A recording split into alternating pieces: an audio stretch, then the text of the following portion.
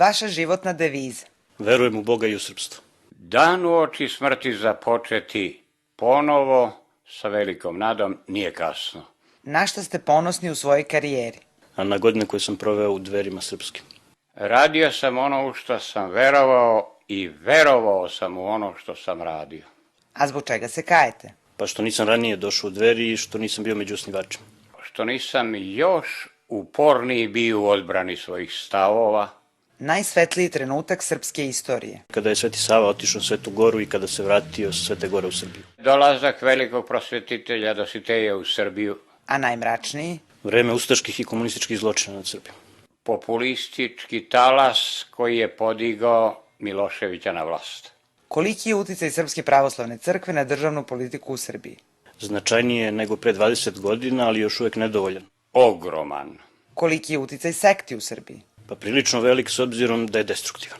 Ne toliki koliko se to priča i uveličava. Šta mislite o pojavi neonacizma u Srbiji? Da je uvezen sa nekim uticajima anglosaksonskog podkulturnog modela i kao takav je beznačajan osim kada pribegava nasilju. Zlo nije novo i pogubno je. Da li je vladika Nikolaj Velimirović bio antisemita? Ne, vladika Nikolaj je kritikovao Jevreje, ali još više kritikovao Srbe, a oni ga danas smatraju svetiteljem. Ubeđeni antisemita. Šta je za vas patriotizam? Voliti svoj narod, to znači braniti ga uvek potpuno i bez ostatka kada je napadnut, a žestoko ga kritikovati kada pobeđuje i kada misli da je nad drugim narodima. Ne lagati za Srbiju, to je za mene patriotizam. Šta je najveći greh?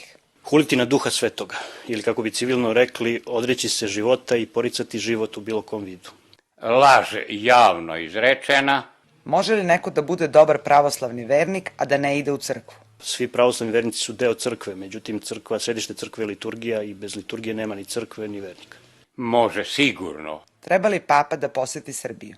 Pre toga treba da ode u Jasenovac i da nam objasni šta su rimokatolički sveštenici tamo radili kada su ubijali Srbe i zašto se to desilo. Obavezno i upućujemo molitve da to što pre bude. Da li suđenja za ratne zločine u Hagu doprinose pomirenju naroda? Pa mislim da ne, zato što je Hag u stvari nastavak agresije NATO pakta na srpski narod. Doprinosi pomirenju naroda jer vodi istine u kojoj meri posebno bismo mogli govoriti. Šta mislite o nagradi od 1.000.000 evra za informaciju o Mladiću? Sultan je uvek raspisivao nagrade u zlatu za glave srpskih hajduka.